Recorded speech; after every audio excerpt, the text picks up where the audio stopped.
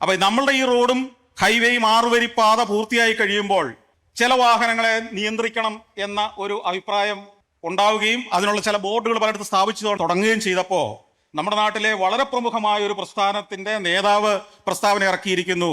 ഈ റോഡിലൂടെ നിരോധിച്ചിരുന്ന ഇതൊക്കെയാണ്: JCB, ട്രാക്ടർ, ഓട്ടോറിക്ഷ, ബൈക്ക്.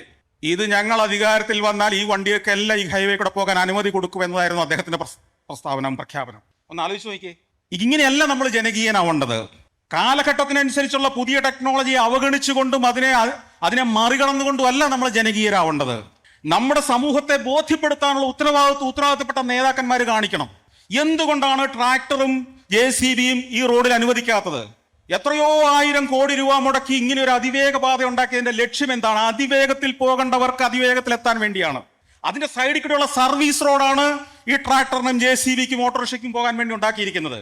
ഇത് നമുക്ക് മനുഷ്യരെ പറഞ്ഞു കൊടുക്കാൻ ജനാധിപത്യത്തിലെ ജനകീയത ഉറപ്പുവരുത്താൻ വേണ്ടി ഏത് ഡൈല്യൂഷനും നമ്മൾ മുതിരുമ്പോ ഒരു സംശയവും വേണ്ട, 6 വരിയല്ല 16 വരി പാത ഉണ്ടാക്കിയാലും അവിടെ മനസ്സും അടുത്തിട്ട് നമ്മുടെ മക്കളും കൊച്ചുമക്കളും ഈ നാട് വിട്ടുപോയിക്കൊണ്ടേയിരിക്കും. ആലപ്പുഴ ഞങ്ങൾ കിഴക്കൻ പ്രദേശത്തുള്ളവർക്ക് അത്ഭുതങ്ങളുടെ ഒരു നഗരമാണ്. ചരിത്രം ഏറെ കടന്നുപോയ നാടാണ്. ചരിത്രം മനസ്സിൽ കൊണ്ടു നടക്കുന്ന മനുഷ്യരുടെ നാടാണ്. വിപ്ലവം ഉള്ളിലുള്ള മണൽത്തരികൾ പോലുമുള്ള ഒരു ബീച്ചിലാണ് നമ്മൾ ഇപ്പോൾ ഇരിക്കുന്നത്. ആദ്യമായിട്ടാണ് ഞാൻ ആലപ്പുഴയിൽ ഒരു പരിപാടിയിൽ ഈ ബീച്ചിൽ പങ്കെടുക്കുന്നത്. മറ്റ് ഒരു പരിപാടിയിൽ ഞാൻ കുറച്ച് വർഷങ്ങൾക്ക് മുമ്പ് ടൂറിസവുമായി ബന്ധപ്പെട്ട ഒരു പരിപാടിയിൽ പങ്കെടുത്തിരുന്നു. പക്ഷേ ഈ ബീച്ചിൽ ഇവിടെ വന്ന് നിങ്ങളുമായിട്ട് സംസാരിക്കുക എന്നത് തീർച്ചയായും വളരെ സന്തോഷമുള്ള ഒരു നിമിഷം. ഇന്ന് നമ്മൾ ഈ വൈകുന്നേരം ചർച്ച ചെയ്യുന്നത് യുവാക്കൾ അവരുടെ തൊഴിൽ മേഖല, പ്രവാസം, ഈ 3 വിഷയങ്ങളെ, അത് തമ്മിലുള്ള ബന്ധത്തെ, അതിൻ്റെ ഇന്നത്തെ പരിണിതിയെ കുറിച്ചാണ്. തീർച്ചയായും ഇന്ന് കേരളത്തിലെ ഏറ്റവും ചർച്ച ചെയ്യപ്പെടേണ്ട വിഷയം ഇത് തന്നെയാണെന്ന് ഞാൻ ഉറച്ചു വിശ്വസിക്കുന്നു. ഞാൻ ഇവിടെ നിൽക്കുന്നത്, അല്ലെങ്കിൽ എന്നെ ഇത്തരം പരിപാടികൾക്കൊക്കെ ക്ഷണിക്കുമ്പോൾ സംഘാടകരുടെ മനസ്സിലുള്ളത് സന്തോഷ് ജോർജ് കുളങ്ങര എന്ന ഒരു സഞ്ചാരിയുടെ അനുഭവങ്ങൾ, ആ അനുഭവങ്ങളിലൂടെ രൂപം കൊണ്ട ആശയങ്ങൾ അത് ഷെയർ ചെയ്യപ്പെടുക എന്നത് തന്നെയാണെന്ന് എനിക്കറിയാം. നമ്മുടെ യുവാക്കളെക്കുറിച്ചും അവരുടെ പ്രവാസത്തെക്കുറിച്ചുമൊക്കെ മനസ്സിലേക്ക് വരുമ്പോൾ എൻ്റെ ചിന്തകളിൽ ആദ്യം വരുന്നത് ഈ ലോകരാജ്യങ്ങളിലൂടെയുള്ള യാത്രകളിൽ ഞാൻ അവരെ വ്യത്യസ്തമായ സാഹചര്യങ്ങളിൽ കണ്ടുമുട്ടിയ ഓർമ്മകളാണ്. ഈ കഴിഞ്ഞ ആഴ്ച ഞാൻ തെക്കൻ ആഫ്രിക്കയിലെ 3 രാജ്യങ്ങളിലൂടെയുള്ള യാത്രയിലായിരുന്നു. അത് സിംബാബ്വെ എന്നൊരു രാജ്യം, തൊട്ടടുത്തുള്ള ബോട്സ്വാന എന്ന രാജ്യം, പിന്നെ അവിടെ നിന്ന് നമീബിയ എന്നൊരു രാജ്യം. സത്യത്തിൽ നമ്മൾ കേരളത്തിലിരിക്കുമ്പോൾ അല്ലെങ്കിൽ ഈ ആലപ്പുഴയിലിരിക്കുമ്പോൾ ഈ ബോട്സ്വാന, നമീബിയ, സിംബാബ്വെ, ഈ പേരുകളും ആ നാടും അതിനെക്കുറിച്ച് നമ്മൾ എവിടെയെങ്കിലും ഇൻ്റർനെറ്റിലോ യൂട്യൂബിലോ ഒക്കെ കണ്ടിട്ടുള്ള വീഡിയോയും ഒക്കെ ആയിട്ട് ഒരിക്കലും ഒരു മലയാളി സാന്നിധ്യത്തെ കണക്ട് ചെയ്യാൻ ഒരിക്കലും കഴിയില്ല. ഞാനും യാത്ര പുറപ്പെടുന്നതിന് മുമ്പ് അവിടെ അധികം മലയാളികളെ പ്രതീക്ഷിച്ചിരുന്നില്ല. അവരുമായിട്ട് ബന്ധപ്പെടേണ്ട ഒരു ആവശ്യവും എനിക്കുണ്ടായില്ല. ഞാൻ സഞ്ചാരം എന്ന പേരിൽ സഞ്ചാരത്തിൻ്റെ പ്രേക്ഷകർക്ക്, സഫാരി TV-യുടെ വ്യൂവേഴ്സിന് കുറേ കാലമായുള്ള ഒരു ആഗ്രഹം ഈ അടുത്ത കാലത്ത് സഫലമാക്കുന്ന ചില പ്രവർത്തനങ്ങളിലൂടെ നടത്തിക്കൊണ്ടിരിക്കുക. കഴിഞ്ഞ 1 വർഷമായി അത്. എൻ്റെ പ്രേക്ഷകർ നിരന്തരം ആവശ്യപ്പെടുന്നൊരു കാര്യമുണ്ട്. കുറേയേറെ ആളുകൾ, നിങ്ങൾ ഈ TV-യിൽ, സ്ക്രീനിൽ, അല്ലെങ്കിൽ മൊബൈൽ ഫോണിൽ ഞങ്ങളെ ഈ ലോകം കാണിക്കുന്നതോടൊപ്പം ഞങ്ങളെ കുറച്ചു പേരെയെങ്കിലും ഈ യഥാർത്ഥ ലോകത്തിലേക്ക് ഒന്ന് കൊണ്ടുപോയിക്കൂടെ എന്ന് ചോദിക്കാറുണ്ട്. അപ്പോൾ കഴിഞ്ഞ 1 വർഷമായിട്ട് ഞാൻ സഞ്ചാരം എക്സ്പ്ലോറേഷൻസ് എന്ന് പറയുന്ന ഒരു സ്ഥാപനത്തിൻ്റെ ഭാഗമായി ഒരു 10-30 ആളുകളെ ചേർത്ത് എല്ലാ മാസവും ലോകത്തിൻ്റെ വിവിധ രാജ്യങ്ങളിലേക്ക്, ചിലപ്പോൾ 1-ൽ കൂടുതൽ രാജ്യങ്ങളിലേക്കൊക്കെ യാത്രകൾ നടത്താറുണ്ട്. അങ്ങനെ ഒരു 38 പേരുടെ ഒരു സംഘവുമായിട്ടാണ് ഞാൻ ഈ പറഞ്ഞ 3 രാജ്യങ്ങളിലേക്ക് പോയത്. അവിടെ നമുക്ക് വേണ്ടി ഈ അറേഞ്ച്മെൻറ്റ്സ് എല്ലാം ചെയ്യുന്ന കമ്പനികളുണ്ട്, നമുക്ക് പാർട്ട്നേഴ്സ് ഉണ്ട്, ഈ 3 രാജ്യങ്ങളിലുമുണ്ട്. അവിടെ നിന്ന് നമ്മുടെ ഈ സംഘം സൗത്ത് ആഫ്രിക്കയിലേക്ക് പോകും. ഞാൻ സൗത്ത് ആഫ്രിക്കയിലേക്ക് പോയില്ല, തിരിച്ച് ഞാൻ പോന്നു. എനിക്ക് ഏതാനും ദിവസങ്ങൾ മാത്രമേ അവരുടെ കൂടെ സ്പെൻഡ് ചെയ്യാൻ കഴിയുമായിരുന്നു എന്നുള്ളതുകൊണ്ട്. അപ്പോൾ അങ്ങനെ ചെന്നിറങ്ങുമ്പോൾ നമുക്കവിടെ ഒരു വലിയൊരു പ്രസ്ഥാനം നമ്മളുടെ ഈ ഗ്രൂപ്പിനെ കൊണ്ടു നടക്കാനും അവരുടെ സൗകര്യങ്ങൾ ഉറപ്പുവരുത്താനും ഒക്കെ ഉണ്ട് എന്നുള്ളത് കൊണ്ട് ഞാൻ യാത്രയ്ക്ക് മുമ്പ് അന്വേഷിച്ചുമില്ല അവിടെ മലയാളികൾ അധികം ഉണ്ടോ എന്ന്. പക്ഷേ ഞാൻ ഈ സിംബാബ്വേയിൽ ചെന്നിറങ്ങി ഉടൻ തന്നെ എനിക്ക് വരുന്ന ഒരു ഫോൺ കോള് ഒരു മലയാളിയുടേതാണ്. എവിടെയുണ്ട്? ഞാൻ പറഞ്ഞു, ഞാൻ വിക്ടോറിയ ഫോൾസ് സിറ്റിയിലാണ്. നാളെ എവിടെ ഉണ്ടാവുമോ? ഞാൻ പറഞ്ഞു, നാളെ ഉച്ച കഴിഞ്ഞ് ഞാൻ അടുത്ത രാജ്യത്തേക്ക് പോകണം, അല്ലെങ്കിൽ വേറെ ചില കാഴ്ചകളിലേക്ക് അതിന് രാവിലെ തന്നെ പുറപ്പെടണം. ഞങ്ങളിപ്പോൾ ഉള്ളത് ഒരു 1000 കിലോമീറ്റർ അകലെയാണ്. അവിടെ നിന്ന് ഞങ്ങൾ കുറച്ച് ആളുകൾ അങ്ങോട്ട് വരാൻ ആഗ്രഹിക്കുകയാണ്. ഞാൻ പറഞ്ഞു, ഞാൻ ഒരു 2 വർഷം മുമ്പ് നിങ്ങളുടെ തലസ്ഥാനമായ ഹരാരയിൽ വന്നിരുന്നു. അവിടെ വെച്ച് ധാരാളം മലയാളികളെ കണ്ടിരുന്നു, സുഹൃത്തുക്കളുണ്ട്. ഞാൻ വീണ്ടും ഒരിക്കൽ കൂടി വരുന്നുണ്ട്, വരുമ്പോൾ നമുക്ക് കാണാം എന്നൊക്കെ പറഞ്ഞ് അവരെ സമാധാനിപ്പിച്ചു. സിംബാബ്വേയിൽ മലയാളികൾ ധാരാളം ഉണ്ടെന്ന് എനിക്കറിയാമായിരുന്നു. ധാരാളം എന്ന് പറഞ്ഞാൽ 100-ലേറെ മലയാളികൾ അവിടെയുണ്ട്. പക്ഷേ അവിടെ നിന്ന് പിന്നെ റോഡ് മാർഗം നമ്മൾ മൂന്നാമത്തെ ദിവസം ബോട്സ്വാന എന്ന് പറയുന്ന രാജ്യത്തേക്കാണ് പോകുന്നത്. സിംബാബ്വെ പിന്നെയും നമുക്കൊക്കെ പരിചിതമാണ്, ബോട്സ്വാന അത്ര പരിചിതമല്ലാത്തൊരു നാട്. അവിടെ ബോർഡറിൽ ചെക്ക് പോസ്റ്റ് ഉണ്ട്, ഇമിഗ്രേഷൻ. ഒരു രാജ്യത്തിൻ്റെ അതിർത്തി കടക്കുന്നതിന് മുമ്പ് ആ രാജ്യത്ത് നമ്മളെ എക്സിറ്റ് അടിക്കും. അത് കഴിഞ്ഞ് കുറച്ച് ദൂരം നടന്നാണ് നമ്മൾ അടുത്ത രാജ്യത്തിൻ്റെ അതിർത്തിയിലേക്ക് കയറി ചെല്ലുന്നത്. അതിർത്തിയിൽ കയറി ചെന്നാൽ ബോട്സ്വാനയിലേക്ക് കയറുമ്പോൾ സിംബാബ്വേയേക്കാൾ ഭേദപ്പെട്ട ഒരു രാജ്യമെന്നാണ് നമുക്ക് പൊതുവെ ആ സാഹചര്യം കാണുമ്പോൾ മനസ്സിലാകുന്നത്. അതിർത്തി കടക്കുന്നതിനടുത്ത് ചെല്ലുമ്പോൾ അവിടെ വലിയൊരു പാത്രത്തിൽ വലിയൊരു പ്ലേറ്റ്, വലിയൊരു തളിക പോലെ ഒരു തളികയ്ക്കകത്ത് എന്തൊക്കെയോ മരുന്ന് കലക്കിയ വെള്ളം നിറച്ച് വെച്ചിട്ടുണ്ട്. നമ്മൾ അതിനകത്ത് കയറി ചവിട്ടിയിട്ട് വേണം ഇറങ്ങിപ്പോകാൻ. കാരണം ഈ സിംബാബ്വെ എന്ന രാജ്യത്ത് നിന്ന് രോഗാണുക്കളൊന്നുമായിട്ട് നിങ്ങൾ അങ്ങ് കയറുന്നില്ല എന്ന് ഉറപ്പുവരുത്താൻ വേണ്ടിയിട്ട് അവർ ചെയ്യുന്ന ഒരു പരിപാടിയാണ്. അതുമാത്രമല്ല, നിങ്ങളുടെ കയ്യിൽ സ്പെയർ ചെരുപ്പുണ്ടെങ്കിൽ, അവിടെ സ്വർണം കള്ളക്കടത്ത് നടത്തുന്നുണ്ടോ, അമൂല്യ വസ്തുക്കൾ എന്തെങ്കിലും കടത്തുന്നുണ്ടോ, മയക്കുമരുന്ന് കടത്തുന്നുണ്ടോ എന്നുള്ളതൊന്നുമല്ല അവിടെ പരിശോധന. നിങ്ങളുടെ ബാഗിൽ നിങ്ങൾ ഇട്ടിരിക്കുന്നതല്ലാതെ വേറെ ചെരുപ്പുണ്ടോ എന്നാണ് പരിശോധിക്കുന്നത് പ്രധാനമായിട്ടും. കാരണം ആ ചെരുപ്പും വെള്ളത്തിൽ മുക്കണം. അപ്പോൾ അവിടെ എമിഗ്രേഷനിലേക്ക് എത്തുമ്പോൾ തന്നെ നിങ്ങളുടെ അടുത്ത് പറയും, നിങ്ങൾക്ക് സ്പെയർ ചെരുപ്പുണ്ടെങ്കിൽ അത് എടുത്ത് പുറത്ത് വെച്ചേക്കണം, അതെല്ലാവർക്കും പരിശോധകർക്ക് കാണണം. അപ്പം അങ്ങനെ എക്സ്ട്രാ ചെരുപ്പുള്ളവരൊക്കെ ആ ചെരുപ്പായിട്ട് ഒന്ന് മുക്കി, അല്ലാത്തവർ ഈ വെള്ളത്തിൽ കൂടെ നടന്ന് അപ്പുറേ കടന്ന്, പിന്നെ ഹെൽത്ത് പരിശോധന. അത് കഴിഞ്ഞ് നമ്മൾ ഇമിഗ്രേഷനിലേക്ക് ചെല്ലുന്നു. അവിടെ നമുക്ക് വിസ ഓൺ അറൈവൽ വേണേൽ കിട്ടും, അല്ലെങ്കിൽ നേരത്തെ ഓൺലൈനായിട്ട് എടുക്കാം. ഇതെല്ലാം കഴിഞ്ഞ് നമ്മൾ അതിർത്തി കടക്കുന്നു. ചോബെ എന്ന് പറയുന്ന വലിയൊരു നദിയുണ്ട് അവിടെ. ഈ നദിയുടെ തീരത്താണ് ഞങ്ങൾക്ക് താമസിക്കാൻ വേണ്ടി നമ്മുടെ ഒരു ഗംഭീരമായ ഒരു ലോഡ്ജ് എന്ന് നമ്മളിവിടെ പറയുമ്പോൾ ആലപ്പുഴയിലും കേരളത്തിലുമൊക്കെ ലോഡ്ജ് എന്ന് കേട്ടാൽ നമ്മൾ കരുതുക റിസോർട്ട് ഏറ്റവും മികച്ചതെന്ന്, അതിന് താഴേക്ക് ഹോട്ടലുകൾ എന്ന് വേണേൽ പറയാം.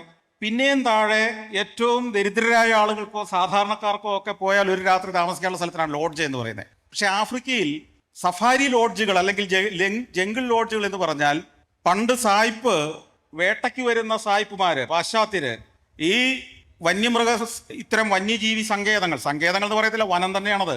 അവിടെ അവർക്ക് താമസിക്കാൻ വേണ്ടി ഏറ്റവും പ്രകൃതിയോട് ഇണങ്ങുന്ന മട്ടിൽ പുല്ലുമേഞ്ഞ് അല്ലെങ്കിൽ ഓലമേഞ്ഞ് മരത്തടികൾ കൊണ്ട് ഒരു പ്രാകൃതമായ അവസ്ഥയിൽ രൂപപ്പെടുത്തിയിരുന്ന, അങ്ങനെയാണ് അതിന് ലോഡ്ജ് എന്ന് പേര് വന്നത്. പക്ഷെ ഇന്ന് ഈ ലോഡ്ജുകളെല്ലാം 7 സ്റ്റാർ 5 സ്റ്റാറിന് മുകളിൽ നിലവാരമുള്ള അതിഗംഭീരമായ ഫെസിലിറ്റികളാണ്. അപ്പോൾ അത്തരത്തിലുള്ള ഒരു ലോഡ്ജിലാണ്, ഒരു 10-50 ഏക്കർ സ്ഥലത്ത് വ്യാപിച്ചു കിടക്കുന്ന അതിമനോഹരമായ ഈ ചോബെ നദിയുടെ തീരത്തുള്ള ഒരു ലോഡ്ജിലാണ് താമസമെല്ലാം ഒരുക്കിയിരുന്നത്. ഞങ്ങൾ അവിടെ പോയി ചെക്ക് ഇൻ ചെയ്തു. അത് കഴിഞ്ഞ് വൈകുന്നേരം ഈ ചോബെ നദിയിലൂടെ ഒരു ബോട്ട് യാത്ര നടത്തി. ഈ ബോട്ട് യാത്ര എന്ന് പറഞ്ഞാൽ, നമ്മൾ ബോട്ടിൽ അങ്ങ് യാത്ര തുടങ്ങിക്കഴിഞ്ഞാൽ 2 കരയിലും വനമാണ്. വനമെന്ന് പറഞ്ഞാൽ നമ്മുടെ കേരളത്തിലേതുപോലെ നിബിഡമായ ഒരു വനമല്ല ആഫ്രിക്കൻ വനങ്ങളൊക്കെ. അവിടെ ചെറിയ മരങ്ങളാണ്, അതിൽ പലതിലും അധികം ഇലകയില്ല, പുൽമേടുകളാണ് കൂടുതൽ സ്ഥലത്ത്. മൈതാനക്കാടെന്ന് വേണേൽ പറയാം, വിശാലമായി പരന്ന് കിടക്കുകയാണ്. അപ്പം നമുക്ക് മൃഗങ്ങളുടെ സാന്നിധ്യം വളരെ എളുപ്പത്തിൽ കാണാൻ പറ്റും. നമ്മളങ്ങ് യാത്ര തുടങ്ങുമ്പോൾ തന്നെ കാണുന്നത് ഒരു 100-120 ആഫ്രിക്കൻ കാട്ടാനകൾ ഇങ്ങനെ ഒന്നിച്ച് മേഞ്ഞ് നടക്കുകയും അവർ കളിക്കുകയും ചിലർ നീന്തുകയും ചില വെള്ളത്തിൽ കിടന്ന് ഗുസ്തി കൂടുകയൊക്കെ ചെയ്യുന്ന കാഴ്ച. കണ്ടാമൃഗങ്ങളുടെ വലിയ കൂട്ടങ്ങൾ, മുതലകളുടെ ഘോഷയാത്ര, മാനുകൾ, ഇങ്ങനെ ആയിരക്കണക്കിന് മൃഗങ്ങളുടെ ഒരു കാഴ്ചയിലൂടെയാണ് നമ്മൾ ഈ നദിയിൽ ഇങ്ങനെ യാത്ര ചെയ്യുന്നത്. അങ്ങനെ രസകരമായ യാത്രയൊക്കെ കഴിഞ്ഞ് വൈകുന്നേരം തിരിച്ച് ഇവിടെ വരുമ്പോൾ ഒരാള് ഈ ചോബെ എന്ന് പറയുന്നത് ബോട്സ്വാനയുടെ ഒരു മൂലയാണ്.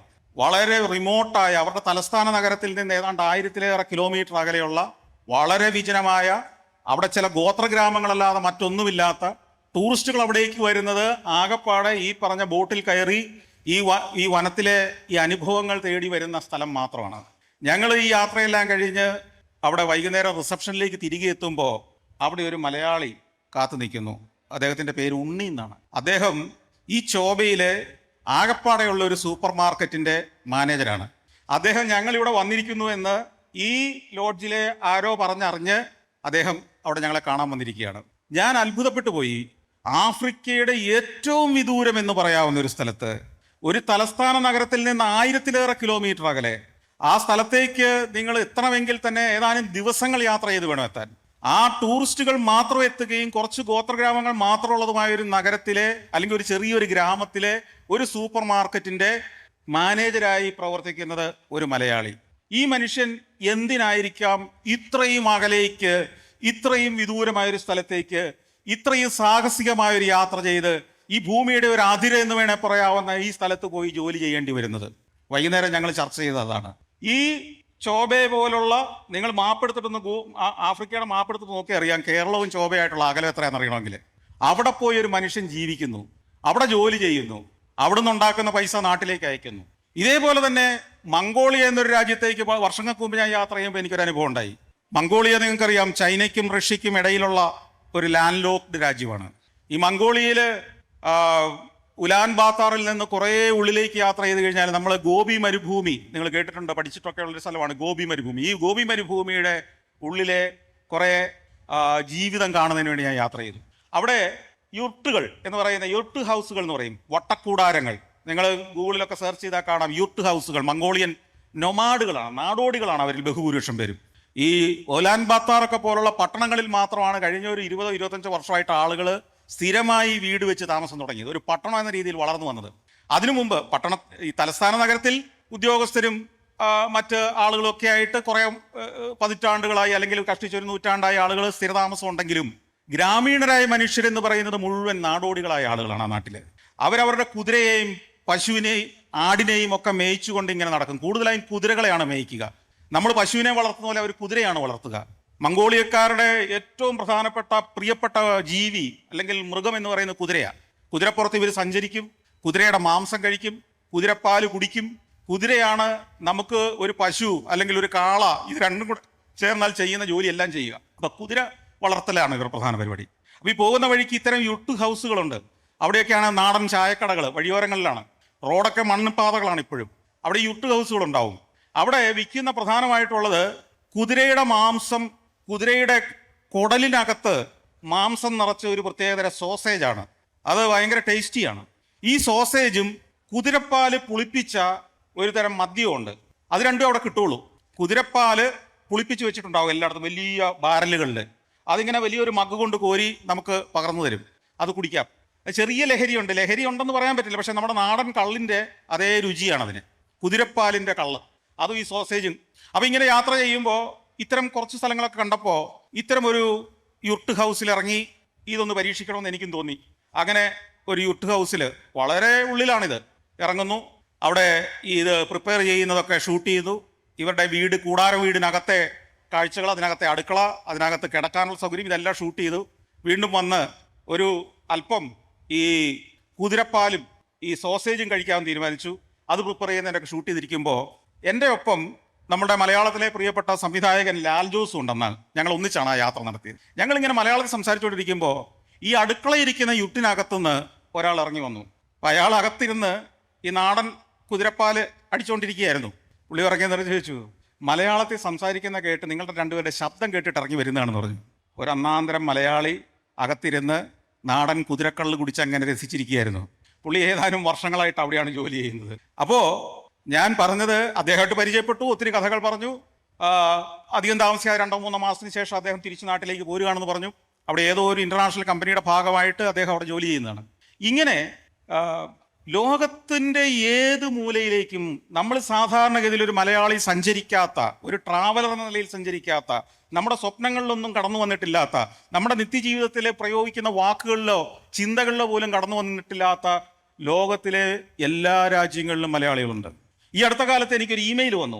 നോർത്ത് പോളിലേക്ക്, നോർത്തേൺ സർക്കിളിലേക്ക് എന്തെങ്കിലും വരുന്നുണ്ടെങ്കിൽ എനിക്കൊരു കമ്മ്യൂണിക്കേഷൻ തരണമെന്ന് പറഞ്ഞിട്ട് ഒരു മലയാളിയുടെ മെസ്സേജാണ്.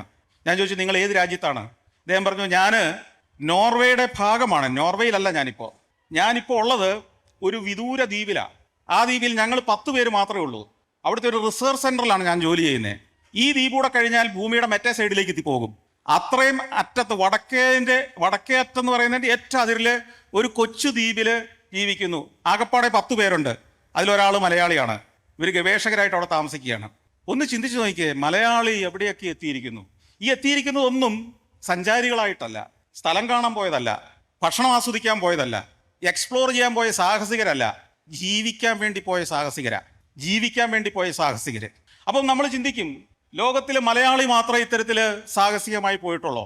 അല്ല, നൂറ്റാണ്ടുകളായി നമ്മൾ മാനവ ചരിത്രം എടുത്തു കഴിഞ്ഞാൽ പ്രവാസികളായി ജീവിച്ച നിരവധി ജനസമൂഹങ്ങളെ കുറിച്ച് നമുക്ക് വിവരം കിട്ടും. പക്ഷേ ആധുനിക കാലത്തിലും പ്രവാസികളായി പോകുന്ന ജനസമൂഹങ്ങളെ കുറിച്ച് പഠിച്ചാൽ അതിൽ വലിയൊരു വിഭാഗം മലയാളികളായിരിക്കും എന്നുള്ളത് വാസ്തവമാണ്. ആധുനിക കാലത്ത് പ്രവാസികളായി മാറേണ്ടി വരുന്ന ആളുകളിൽ ബഹുഭൂരിപക്ഷവും നമ്മുടെ യുവാക്കളാണ്. അതിന്റെ കാരണത്തെക്കുറിച്ചുകൂടെ നമ്മൾ ഇനി പുറകോട്ടൊന്ന് ചിന്തിച്ചു നോക്കണം. കാരണം വലിയ സ്വപ്നങ്ങൾ നമ്മൾ നമ്മുടെ കുഞ്ഞുങ്ങൾക്ക് നൽകി, വലിയ ആശയങ്ങൾ നമ്മൾ പകർന്നു കൊടുത്തു, നല്ല വിദ്യാഭ്യാസം കൊടുത്തു, ജീവിതത്തെക്കുറിച്ച് ഇന്ത്യയിലെ മറ്റേതൊരു നാട്ടിലുള്ള ആളെക്കാളും സ്വപ്നങ്ങൾ കാണാനുള്ള സാഹചര്യങ്ങൾ ഒരുക്കി കൊടുത്തു. പക്ഷേ ആ സ്വപ്നത്തിനനുസരിച്ച് ജീവിക്കാനുള്ള സൗകര്യം ഇതവിടെ പോരാ എന്ന് വിദ്യാഭ്യാസം കഴിയുന്ന സമയമാകുമ്പോഴേക്കും അവർ തിരിച്ചറിയുന്നു. ഈ തിരിച്ചറിവിൽ ഒരു പ്രധാന പ്രതി ഈ നിൽക്കുന്ന ഞാൻ തന്നെയാണെന്ന് എനിക്കറിയാം. കഴിഞ്ഞ 27 കൊല്ലമായിട്ട് ലോകം അങ്ങനെയാണ്, ലോകം ഇങ്ങനെയാണ്, ജപ്പാൻ ഇങ്ങനെയാണ്, സൗദി അറേബ്യ ഇങ്ങനെയാണ് എന്നൊക്കെ മനുഷ്യർക്ക് നമ്മുടെ നാടിനെ താരതമ്യപ്പെടുത്താൻ കഴിയുന്ന മറ്റു പല ലോകവും ഞാൻ ആദ്യം കാണിച്ചു തുടങ്ങിയെങ്കിൽ പിന്നീട് യൂട്യൂബ് പ്രചാരം നേടിയതോടുകൂടി, വ്ളോഗേഴ്സ് ആ മേഖലയിലേക്ക് കടന്നു വന്നതോടുകൂടി ലക്ഷക്കണക്കിന് ചെറുപ്പക്കാർ സ്കൂൾ വിദ്യാഭ്യാസ കാലം മുതൽ ലോകത്തെ കണ്ടു തുടങ്ങിയിരിക്കുന്നു. അതിലൂടെ സഞ്ചരിച്ച അതേ അനുഭവത്തിലൂടെ അവർ യൂട്യൂബിൽ ഈ നാടിനെയൊക്കെ എക്സ്പ്ലോർ ചെയ്തു തുടങ്ങിയിരിക്കുന്നു. അവിടെയുള്ള ജീവിത സാഹചര്യങ്ങളെ സമാനമായ വിദ്യാഭ്യാസമുള്ള ഒരു ചെറുപ്പക്കാരൻ ഈ നാട്ടിൽ കിട്ടുന്ന ജീവിത സാഹചര്യങ്ങളുമായി താരതമ്യപ്പെടുത്താൻ കഴിയുന്ന എല്ലാ സൗകര്യങ്ങളും ഈ IT യുഗത്തിൽ ഈ ടെക്നോളജി അവൻ്റെ മുന്നിലേക്ക് എത്തിച്ചു കൊടുത്തിരിക്കുന്നു. അപ്പോൾ അവൻ്റെ മുമ്പിൽ സാധ്യതകൾ തുറന്നു വരുന്നു, അവൻ ചിന്തിച്ചു തുടങ്ങുന്നു. എന്താണ് ഈ മാറ്റത്തിൻ്റെ, ഈ ഒരു ഒഴുക്കിൻ്റെ കാരണം എന്ന് നമ്മൾ വിലയിരുത്തുമ്പം അവിടെയാണ് പോയി എത്തി നിൽക്കുക.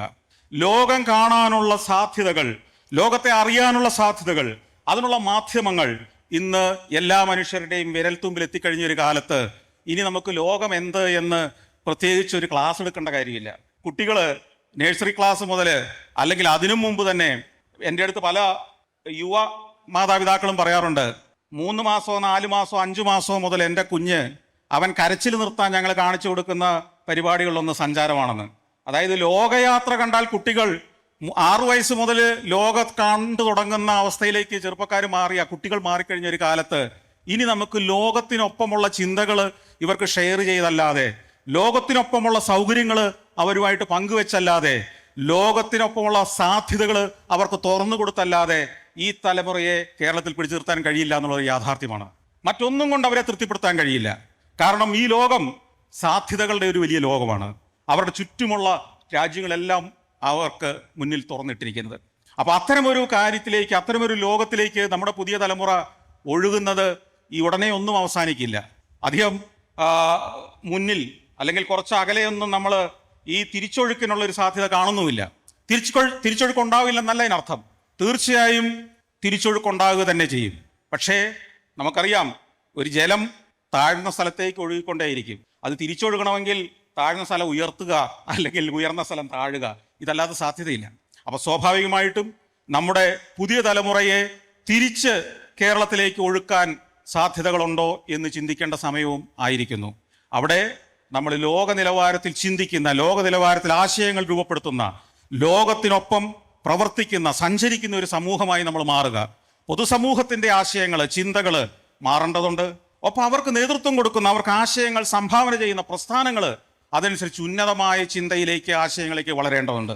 നമുക്ക് അതിൻ്റെ എല്ലാ വിശദാംശങ്ങളിലേക്കും ഞാൻ ഈ ചർച്ചകളിലേക്കും ഒന്നും പോകുന്നില്ല. കാരണം നമുക്കറിയാം, ഈ സോഷ്യൽ മീഡിയയുടെ കാലഘട്ടത്തിൽ ചെറിയ ചെറിയ കാര്യങ്ങളിൽ പോലും നമ്മൾ പുതിയ മാറ്റങ്ങൾക്ക് പുറംതിരിഞ്ഞ് നിൽക്കുന്ന അനുഭവങ്ങൾ നമ്മൾ നേരിട്ടുകൊണ്ടിരിക്കുക. ഇപ്പോൾ ഈ കഴിഞ്ഞ ദിവസം ഞാൻ തമാശപൂർവ്വം ഒരു കാര്യം കണ്ടു.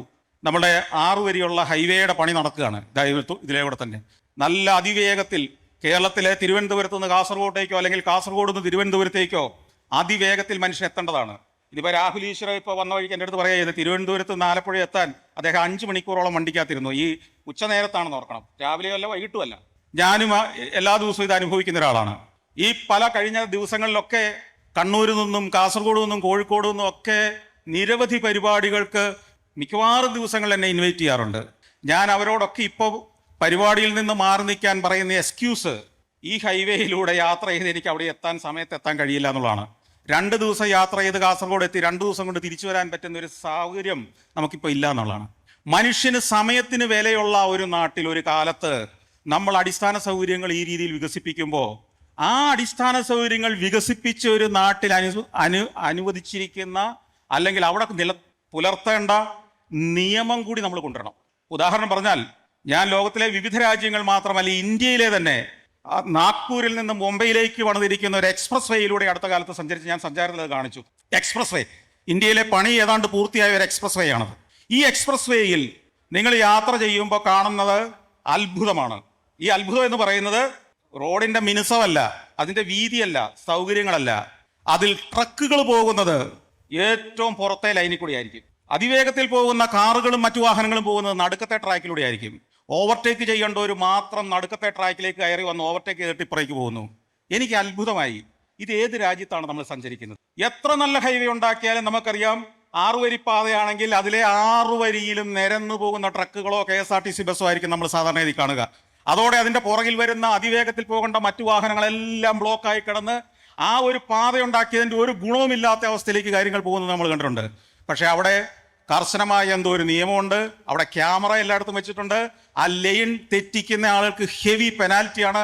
അതോടെ എന്നെ അത്ഭുതപ്പെടുത്തിക്കൊണ്ട് ഞാൻ കണ്ട കാഴ്ച, കിലോമീറ്ററുകളോളം 100 കണക്കിന് കിലോമീറ്റർ ഞാൻ അതിലൂടെ സഞ്ചരിച്ചപ്പോൾ ട്രക്കുകളെല്ലാം ഒരു നിയമവും തെറ്റിക്കാതെ റോഡിന്റെ ലെഫ്റ്റ് സൈഡിലെ ട്രാക്ക് ചേർന്ന് മാത്രം പോകുന്നു. വേഗത്തിൽ പോകേണ്ടവർക്ക് കയറിപ്പോകാം. ബസ്സുകൾ അതിനകത്ത് അധികം കണ്ടില്ല, പക്ഷേ ഈ ട്രക്കുകളാണ് ഏറ്റവും കൂടുതൽ. അപ്പൊ നമ്മളുടെ ഈ റോഡും ഹൈവേയും 6 വരി പാത പൂർത്തിയായി കഴിയുമ്പോൾ ചില വാഹനങ്ങളെ നിയന്ത്രിക്കണം എന്ന ഒരു അഭിപ്രായം ഉണ്ടാവുകയും അതിനുള്ള ചില ബോർഡുകൾ പലയിടത്ത് സ്ഥാപിച്ചു തുടങ്ങുകയും ചെയ്തപ്പോൾ നമ്മുടെ നാട്ടിലെ വളരെ പ്രമുഖമായ ഒരു പ്രസ്ഥാനത്തിന്റെ നേതാവ് പ്രസ്താവന ഇറക്കിയിരിക്കുന്നു.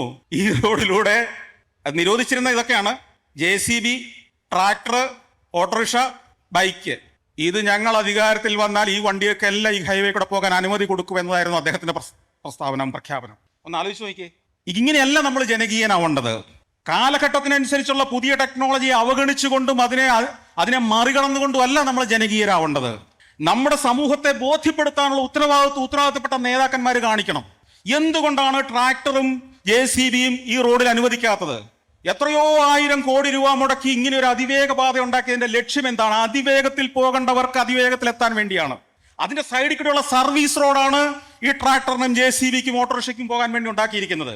ഇത് നമുക്ക് മനുഷ്യരെ പറഞ്ഞു കൊടുക്കാൻ എന്താണ്, ജനാധിപത്യത്തിലെ ജനകീയത ഉറപ്പുവരുത്താൻ വേണ്ടി ഏത് ഡൈല്യൂഷനും നമ്മൾ മുതിരുമ്പോ ഒരു സംശയവും വേണ്ട, 6 വരിയല്ല 16 വരി പാത ഉണ്ടാക്കിയാലും അവിടെ മനസ്സും അടുത്തിട്ട് നമ്മുടെ മക്കളും കൊച്ചുമക്കളും ഈ നാട് വിട്ടുപോയിക്കൊണ്ടേയിരിക്കും. അപ്പോ നമ്മുടെ അടുത്ത തലമുറ ഈ നാട്ടിൽ നിൽക്കണമെങ്കിൽ ലോകത്ത് വികസിത നാടുകളിൽ അവർ വിജയിപ്പിച്ച ടെക്നോളജിയെ നമ്മൾ അഡോപ്റ്റ് ചെയ്യണം. നമ്മുടെ സമൂഹത്തെ ആ ടെക്നോളജി ഉപയോഗിക്കുന്നവരാക്കി വളർത്തിക്കൊണ്ടുവരണം. അവരുടെ മനോഭാവത്തിൽ ഈ പുതിയ ചിന്തകൾ കൊണ്ടുവരണം. അവരുടെ ലെവലിലേക്ക് നേതാക്കന്മാർ താഴ്ന്നിറങ്ങിച്ചെന്ന് അവരെക്കാൾ താഴ്ന്ന ലെവലിലേക്ക് ചിന്തിക്കുന്നവരായി മാറുമ്പോഴാണ് ഈ നാട് വിട്ടുപോകണമെന്ന് ഇവിടുത്തെ ചെറുപ്പക്കാർ ആഗ്രഹിക്കുന്നത്. പകരം നേതാക്കന്മാരും പ്രസ്ഥാനങ്ങളും സമൂഹത്തിന് പുതിയ ആശയങ്ങൾ കൊടുക്കുന്നവരായിരിക്കണം. മാറ്റങ്ങളുടെ ഗുണം എന്താണെന്ന് പറഞ്ഞു കൊടുക്കുന്നവരായിരിക്കണം. മാറാൻ പ്രേരിപ്പിക്കുന്നവരായിരിക്കണം. ഒരു കാലത്ത് വലിയ മാറ്റങ്ങൾക്ക് മുന്നോട്ടുള്ള പ്രയാണത്തിന് സാക്ഷ്യം വഹിച്ച ഒരു കടൽ തീരത്ത് നിന്ന് ഞാനിത് സംസാരിക്കുമ്പോൾ ഇനിയും പുതിയ കാലത്തിനനുസരിച്ചുള്ള മാറ്റത്തിന് നമ്മുടെ പ്രസ്ഥാനങ്ങളും തയ്യാറാവണം. ഓരോ നിമിഷവും പുതിയ പുതിയ മാറ്റങ്ങളിലേക്ക് നമ്മൾ പഠിച്ചുകൊണ്ടിരിക്കണം. ലോകം എങ്ങോട്ട് പോകുന്നു എന്ന് നമ്മൾ നിരന്തരം ഗവേഷണം ചെയ്യണം. അതിനൊപ്പം നമ്മുടെ സമൂഹത്തെ വളർത്തിയെടുക്കണം. സമൂഹത്തിന് ബോധമില്ലാത്ത ചില കാര്യങ്ങളിൽ നമ്മൾ അതിനേക്കാൾ ബോധം കെട്ടവനായിട്ട് നിൽക്കണമെന്നല്ല നമ്മൾ ചിന്തിക്കേണ്ടത്. പകരം ആ സമൂഹത്തിലേക്ക് എങ്ങനെ ഈ ആശയങ്ങൾ കൊടുക്കാം, അവരെ എങ്ങനെ കാലത്തിനനുസരിച്ച് വളർത്തിയെടുക്കാം, അതിലേക്ക് എങ്ങനെ കമ്മ്യൂണിക്കേഷൻ നടത്താം എന്ന് ചിന്തിക്കുന്നവരായി പ്രസ്ഥാനങ്ങളും നേതാക്കന്മാരും മാറുമ്പോൾ പുതിയ തലമുറയ്ക്ക് പ്രതീക്ഷയുണ്ടാകും. അവർ ഈ നാട് വിട്ടു പോകാതെ ഇവിടെ നിൽക്കും. അപ്പോ അല്പം കൈപ്പേറിയ മരുന്നാണെങ്കിലും അല്പം അതിർത്തി ആദ്യം ഉണ്ടാകുമെങ്കിലും കാലത്തിനനുസരിച്ചുള്ള മാറ്റം സമൂഹത്തിലേക്ക് കൊണ്ടുവരാൻ നേതാക്കന്മാർക്കും പ്രസ്ഥാനങ്ങൾക്കും കഴിഞ്ഞെങ്കിൽ മാത്രമേ കേരളം നാളത്തെ തലമുറയ്ക്ക് പ്രതീക്ഷ നൽകുന്ന ഒരു നാടായി ഇവിടെ ഉണ്ടാവുകയുള്ളൂ. കൂടുതൽ വിശദാംശങ്ങളിലേക്ക് കടക്കുന്ന ഇനിയൊരു ചർച്ചയാണ് നടക്കാൻ പോകുന്നത്. ആ ചർച്ചയിൽ കൂടുതൽ ആശയങ്ങൾ രൂപപ്പെട്ടു വരട്ടെ. അതിലേക്ക് ഞാൻ എല്ലാവരെയും സ്വാഗതം ചെയ്യുകയാണ്. ഈ പരിപാടി, ഈ ഏറ്റവും കാലികമായ ഒരു വിഷയം ഇവിടെ അവതരിപ്പിച്ചതിന്റെ സംഘാടകരെ ഞാൻ അഭിനന്ദിക്കുകയാണ്. ഒപ്പം ഈ പരിപാടി ഉദ്ഘാടനം ചെയ്തതായി അറിയിച്ചുകൊണ്ട് എൻ്റെ വാക്കുകൾ നിർത്തുന്നു. നന്ദി, നമസ്കാരം. കേരളത്തിൻ്റെ ഇന്നത്തെ പല പുരോഗതിയുടെയും കാരണം പ്രത്യേകിച്ച് ഗൾഫ് നാടുകളിൽ നിന്നുള്ള പണമാണ്. എന്നാൽ ഇന്ന് നമ്മൾ കാണുന്ന മൈഗ്രേഷനും അതുമായിട്ടുള്ള വ്യത്യാസമാണ് നമ്മൾ തിരിച്ചറിയേണ്ടത്. 60കളിലും 70കളിലും 80കളിലും 90കളിലും എന്തിനേറെ 2010 വരെയുള്ളൊരു കാലത്ത് പോലും ഗൾഫിലേക്ക് ആളുകൾ പോയിരുന്നത് ജോലി ചെയ്യാൻ വേണ്ടി മാത്രമാണ്. ആ ജോലി ചെയ്ത പണം അവർക്ക് അവിടെ ഇൻവെസ്റ്റ് ചെയ്യാൻ സാധ്യത പൊതുവെ കുറവായതുകൊണ്ടും നാട്ടിൽ ബന്ധുക്കളുള്ളത് കൊണ്ടും ആ ഉണ്ടാക്കുന്ന പണത്തിൽ ചെലവ് കഴിഞ്ഞുള്ള പണം മുഴുവൻ കേരളത്തിലേക്ക് അയക്കുകയാണ് ചെയ്തത്. അവർക്ക് അവിടെ സിറ്റിസൺഷിപ്പ് കൊടുക്കുമായിരുന്നില്ല. അതുകൊണ്ട് തന്നെ ജോലി കഴിഞ്ഞാൽ തിരിച്ച് നാട്ടിലേക്ക് വരാൻ വേണ്ടി തന്നെയാണ് എല്ലാവരും പോയത്. എന്നാൽ ഇന്ന് നടക്കുന്ന മൈഗ്രേഷൻ അതല്ല. അവരിനി കേരളത്തിലേക്ക് ഒരിക്കലും തിരിച്ചു വരാൻ ആഗ്രഹിക്കുന്നില്ല. ഈ പോകുന്ന രാജ്യത്ത് കാനഡയിൽ, ഓസ്ട്രേലിയയിൽ, ന്യൂസിലൻഡിൽ, അല്ലെങ്കിൽ യൂറോപ്പിലെ ജർമ്മനിയിൽ സ്ഥിരതാമസമാക്കാനാണ് പോകുന്നത്. അവിടെ വീട് വാങ്ങുന്നു, അവിടെ വാഹനം വാങ്ങുന്നു, അവിടെ ലോൺ എടുക്കുന്നു, അവരുടെ സമ്പാദ്യം മുഴുവൻ അവിടെ ചെലവഴിക്കുന്നു. അടുത്ത തലമുറകൾ ഇനി അവിടേക്കാണ്. അതായത് നമുക്ക് ഒരു നാട്ടിലെ ഒരു കുടുംബത്തെക്കുറിച്ച് പറഞ്ഞാൽ ആ കുടുംബം ഏതാണ്ട് അന്യം നിന്ന് പോയി എന്നാണ് അതിൻ്റെ അർത്ഥം. ഗൾഫിലേക്ക് പോകുമ്പോൾ അതായിരുന്നില്ല സംഭവിച്ചത്. അപ്പോൾ അതിൻ്റെ വ്യത്യാസം മനസ്സിലായല്ലോ. ഇപ്പം നടക്കുന്ന മൈഗ്രേഷൻ എന്ന് പറയുന്നത് എങ്ങനെയാണ് നാടിന് ദോഷമാകുന്നതെന്ന് കുറച്ചുകൂടെ വിശദീകരിച്ച് പറഞ്ഞാൽ ഇത് ഞാൻ ചില രാജ്യങ്ങളിൽ കണ്ടിട്ടുണ്ട്. അർമേനിയ എന്നൊരു രാജ്യത്തൂടെ ഞാൻ സഞ്ചരിക്കുമ്പോൾ കണ്ടത് 50% വീടുകൾ തകർന്നു കിടക്കുന്ന ഗ്രാമങ്ങളാണ്. ആർക്കും വേണ്ട. വീടുകളെല്ലാം ഓട് പൊട്ടി മേൽക്കൂര തകർന്ന് കാട് പിടിച്ച് കിടക്കുകയാണ്. ഞാൻ ഗൈഡിനോട് ചോദിച്ചു, എൻ്റെ ഡ്രൈവറോട് ചോദിച്ചു, എന്താ ഇങ്ങനെ? അപ്പോൾ അവർ പറഞ്ഞു, അവിടെ നിന്നുള്ളവരെല്ലാം പടിഞ്ഞാറ് യൂറോപ്പിലേക്ക് മൈഗ്രേറ്റ് ചെയ്ത് പോയി. അപ്പോൾ അടുത്തുള്ളവർക്ക് വാങ്ങിക്കൂടെ? അത് അവരും പോകാൻ നിൽക്കുക. ആര് വാങ്ങും? അപ്പോൾ കാട് പിടിച്ച, ആളുപേക്ഷിച്ച വീടുകളുള്ളൊരു നാടായിട്ട് മാറുന്നു. ഇനി ആലപ്പുഴ ജീവിക്കുന്ന ആളുകൾക്ക് ചിലപ്പോൾ അത് മനസ്സിലായിട്ടില്ലെങ്കിൽ എൻ്റെ നാട്ടിലേക്ക് മരങ്ങാട്ടുപള്ളി, പാലാ പ്രദേശത്തേക്ക് വന്നാൽ ഇപ്പം തന്നെ വീടുകളുടെ മുമ്പിൽ വിൽപ്പനയ്ക്കെന്നുള്ള ബോർഡുകൾ നിരത്തി സ്ഥാപിച്ചു കഴിഞ്ഞു. പല വീടുകളിലും ആൾ താമസിച്ചിട്ട് വർഷങ്ങളായി കാട് പിടിച്ചു തുടങ്ങി മുറ്റത്ത്. ഈ അടുത്തൊരു 15 വർഷം കൊണ്ട് ഞങ്ങളുടെ ആ പ്രദേശത്തൊക്കെ, പ്രത്യേകിച്ച് കോട്ടയം ജില്ലയുടെ കിഴക്കൻ പ്രദേശങ്ങൾ, പത്തനംതിട്ട ജില്ലയൊക്കെ മിക്കവാറും ഒരു നല്ലൊരു ശതമാനം ആളുകൾ വീടുകൾ ഒഴിഞ്ഞു കിടക്കാൻ പോവുക, കാട് പിടിച്ചു പോകാൻ പോവുക. അത് ഗുണകരമാകണോ എന്ന് നമ്മൾ ചിന്തിക്കേണ്ട കാര്യമുണ്ട്. രാഹുൽ ഈശ്വരെ കുറച്ച് മുമ്പ് സംസാരിച്ചപ്പോൾ പറഞ്ഞു, ഒരു നാടിൻ്റെ ശക്തി എന്ന് പറയുന്ന ആ നാടിൻ്റെ ജനമാണ്. അവൻ അന്യനാട്ടിൽ പോയി പണിയെടുത്ത് കാശുണ്ടാക്കി എന്നുള്ളതൊരു ഗുണമായിരിക്കാമെങ്കിലും ഒരു നാട്ടിൽ ആ പൗരൻ ഉണ്ടായിരിക്കുകയും എത്ര പൗരന്മാർ, പ്രൊഡക്റ്റീവായ, ക്രിയേറ്റീവായ, ബോധമുള്ള പൗരന്മാരുടെ ശക്തി നാടിൻ്റെ ഒരു ശക്തി തന്നെയാണ്. ജനസംഖ്യ എന്ന് പറയുന്നത് ഒരു ഭാരമല്ല, ഒരു ബാധ്യതയല്ല, പകരം നമ്മുടെ കരുത്താണെന്ന് ചിന്തിക്കുന്ന ഒരു കാലത്തിലേക്ക് നമ്മൾ കടന്നു കഴിയുമ്പോൾ നമ്മുടെ പൗരന്മാരെ ഈ നല്ല വിദ്യാഭ്യാസം കൊടുത്ത് നാടുകടത്തി വിടലാണോ വേണ്ടത്, അതോ നാട്ടിൽ റീറ്റെയിൻ ചെയ്യാനാണോ എന്നൊന്നാമത്തെ ചോദ്യം. മറ്റൊരു ചോദ്യം പറഞ്ഞത്, ഇങ്ങനെ മൈഗ്രേഷനിലൂടെ അല്ലേ അമേരിക്ക പോലൊരു രാജ്യം ഉണ്ടായത്? അതുകൊണ്ട് ആ പോയ രാജ്യത്തിനാണോ ഗുണമുണ്ടായത്, ചെന്നെത്തി അമേരിക്കയ്ക്കാണോ ഗുണമുണ്ടായത്? മിടുമിടുക്കന്മാർ യൂറോപ്പിൽ നിന്നും അന്യനാടുകളിൽ നിന്നും അമേരിക്കയിലേക്ക് കുടിയേറിയെത്തി. ആ കുടിയേറി ചെന്ന നാട് ലോകത്തിലെ ഏറ്റവും വലിയ രാജ്യമായി മാറി, ഏറ്റവും മിടുക്കന്മാരുടെ അല്ലെങ്കിൽ ഏറ്റവും വളർച്ചയുള്ള രാജ്യമായി മാറി. നമുക്കും അതാണോ വേണ്ടത്? അപ്പോൾ ഇതാണ് അതിൻ്റെ ഉത്തരം. വിദ്യാഭ്യാസത്തിൽ അത് തീർച്ചയായിട്ടും കൊണ്ടുവരേണ്ടതുണ്ട്. അതൊക്കെ വളരെ പ്രധാനപ്പെട്ട കാര്യമാണെങ്കിലും ഈ പണവും ജീവിത സുരക്ഷയും ജീവിത അവസരങ്ങളും എന്ന് പറയുന്ന ഒരു ഓപ്പർച്യൂണിറ്റി ലോകം മുമ്പിൽ നീട്ടുമ്പോൾ വലിയൊരു ശതമാനം ആളുകളും ആ സാധ്യതകൾക്ക് പിന്നെ പോവുക എന്നുള്ളത് ഒരു സാധാരണ സ്ഥിതിയാണ്. ഏതു ലോകത്തും നമ്മൾ ആദ്യം ചർച്ച ചെയ്തപ്പോൾ ഈ കുറച്ച് മുമ്പത്തെ ചോദ്യം തന്നത് തന്നെ മൈഗ്രേഷൻ 1400കളുടെ അവസാനം 1500കളിലൊക്കെ യൂറോപ്പിൽ നിന്ന് അമേരിക്കയിലേക്ക്, കാനഡയിലേക്ക്, ഓസ്ട്രേലിയയിലേക്ക്, ന്യൂസിലൻഡിലേക്കും ഒക്കെ മൈഗ്രേഷൻ നടന്ന കഥ പറഞ്ഞു. അവിടെ എങ്ങനെയാണ് തുടങ്ങിയത്? ഇത് തന്നെയാണ്. റിസോഴ്സസിൻ്റെ ക്ഷാമം ഉണ്ടായപ്പോൾ സാധ്യതകൾ തേടിയാണ് ആളുകൾ പോകുന്നത്. ഈ ആ സാധ്യതകൾ തേടി പോകുന്നതിനെ നമുക്ക് മൂല്യബോധം പഠിപ്പിക്കുന്ന ക്ലാസ്സുകൾ കൊണ്ട് മാത്രം പിടിച്ചു നിർത്താൻ കഴിയില്ല. കാരണം ഇന്നത്തെ യാഥാർത്ഥ്യമാണ് പണത്തിന് പണം തന്നെ വേണമെന്നത്. നമ്മുടെ നാട്ടിൽ തൊഴിലില്ലാത്ത ഒരു ചെറുപ്പക്കാരൻ, അവസരമില്ലാത്തൊരു ചെറുപ്പക്കാരൻ എത്ര നാൾ ഈ മൂല്യം പിടിച്ച് നിൽക്കും നാട്ടിൽ? അവന് പണത്തിന് പകരം, അല്ലെങ്കിൽ ജീവിത സൗകര്യത്തിന് പകരം, അല്ലെങ്കിൽ അവൻ്റെ ഒരു കസിൻ, അല്ലെങ്കിൽ അവൻ്റെ ഒരു ബന്ധു, അല്ലെങ്കിൽ അവൻ്റെ ഒരു സുഹൃത്ത് പോയി ജീവിതം വിജയമാക്കിയതിൻ്റെ കഥകളുമായി വരുമ്പോൾ സ്വന്തം ബന്ധുക്കൾ തന്നെ ചോദിക്കും, നിനക്കൂടെ ഒന്ന് പോയിക്കൂടെ? ഇതിനെയൊക്കെ കണ്ണടച്ച് കണ്ടിട്ട് നമ്മളൊരു ഉട്ടോപ്യൻ ലോകത്തിരുന്ന് വളരെ സൈദ്ധാന്തികമായി ചിന്തിച്ചിട്ടൊന്നും ഒരു കാര്യമില്ല. ഒറ്റ മാർഗ്ഗമേ ഉള്ളൂ ഇവിടെ പിടിച്ചു നിർത്താൻ. അവിടെ കിട്ടുന്ന സൗകര്യങ്ങൾ ഇവിടെ കൊടുക്കുക. അവിടെ കിട്ടുന്ന സൗകര്യങ്ങൾ കൊടുക്കുക അല്ലാതെ ഈ ഉപദേശം കൊണ്ടും സാരോപദേശം കൊണ്ടും മൂല്യബോധം പഠിപ്പിക്കുന്ന വേദപാഠ ക്ലാസ്സുകൾ ഉണ്ടാക്കിയത് കൊണ്ട് ഒരു കാര്യമില്ല. ഏറ്റവും നല്ല വേദപാഠം പഠിപ്പിക്കുന്ന പ്രദേശങ്ങളാണ് ഞങ്ങളുടെ നാടൊക്കെ. മീനച്ചി താലൂക്ക് എല്ലാവരും 10 കൊല്ലം 12 കൊല്ലം കൃത്യമായിട്ട് വേദപാഠ ക്ലാസ്സിൽ പോകുന്നവരാ. മാതാപിതാക്കളെ എങ്ങനെ സ്നേഹിക്കണമെന്നും പരിചരിക്കണമെന്നും ഒക്കെ പഠിപ്പിക്കുന്നുണ്ട്.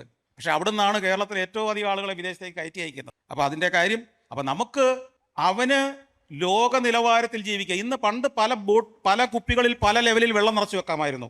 എന്നാൽ ലോകം ഒന്നായി കഴിഞ്ഞ ഈ കാലഘട്ടത്തിൽ ഒരൊറ്റ ടംബ്ലറാണ് ലോകം. അതിൻ്റെ അത് പല ഭാഗത്ത് നമുക്ക് പല ഉയരത്തിൽ വെള്ളം വെക്കാൻ പറ്റില്ല. മനുഷ്യൻ്റെ സ്വപ്നങ്ങൾ, ചെറുപ്പക്കാരുടെ സ്വപ്നങ്ങൾ, ആഗ്രഹങ്ങളൊക്കെ ഇന്ന് അമേരിക്കയിലെ ചെറുപ്പക്കാരൻ്റെ അതേ സ്വപ്നമാണ് മീനച്ചി താലൂക്കിലെ ഒരു ചെറുപ്പക്കാരൻ്റെയും സ്വപ്നം. കാരണം അവൻ്റെ കയ്യിലേക്ക് എത്തുന്ന പ്ലാറ്റ്ഫോം ഒന്ന് തന്നെയാണ്. ഫേസ്ബുക്കിലൂടെ, യൂട്യൂബിലൂടെ അവൻ്റെ ഡ്രീംസ്. സിനിമ മാറിയത് നിങ്ങൾ കണ്ടില്ലേ? നിങ്ങൾക്ക് തോന്നുന്നുണ്ടോ നമ്മുടെ പ്രതിഭാശാലികളായ 80കളിലെയും 90കളിലെയും സംവിധായകര് ഇന്ന് വന്ന ആ പ്രതിഭയോടുകൂടി സിനിമ എടുത്താൽ പോലും അത് സ്വീകരിക്കപ്പെടുമായിരുന്നു എന്ന് മാറിപ്പോയി. ഈ കഴിഞ്ഞ ദിവസങ്ങളിൽ പോലും ഇറങ്ങിയ സിനിമകളുടെ പ്രമേയം എന്ത്, ടെക്നോളജി എന്ത്, അതിന്റെ ട്രീറ്റ്മെന്റ് എന്ത്, അതിനെ സ്വീകരിക്കുന്ന ജനമുള്ളത് കൊണ്ടാണ് ആ മാറ്റം വന്നത്. ആ ജനം എന്ന് പറയുന്നത് പുതിയ തലമുറയാണ്. അവൻ കാണുന്നത് കൊറിയൻ സിനിമകളും അമേരിക്കൻ സിനിമകളും ലോകത്തെ മാറിയ കാലഘട്ടത്തിലെ സിനിമകളും. അപ്പൊ ലോകത്തിനൊപ്പം സഞ്ചരിക്കുന്ന ഒരു തലമുറയായി അവർ മാറി. അതിനെ താഴോട്ടാക്കാൻ നമുക്ക് പറ്റില്ല. ലോകത്തിനൊപ്പം സഞ്ചരിക്കുന്ന ഒരു തലമുറയ്ക്ക് ലോകത്തിനൊപ്പമുള്ള സ്വപ്നങ്ങളുണ്ടാവും. അവന്റെ പ്രയോറിറ്റിയിൽ ഈ പറഞ്ഞ അവനെ അവിടെ തളച്ചിടുന്ന മുൻതലമുറയെ സംരക്ഷിക്കൽ അവന്റെ ജോലിയല്ല എന്നുള്ളത് യാഥാർത്ഥ്യമാണ്. അതിലേക്ക് തിരിച്ചു പോകാൻ പറ്റുമോ എന്നുള്ളത് എനിക്ക് ഉറപ്പില്ലാത്തൊരു കാര്യമാണ്. ശ്രമിച്ചു നോക്കാം നമുക്ക്.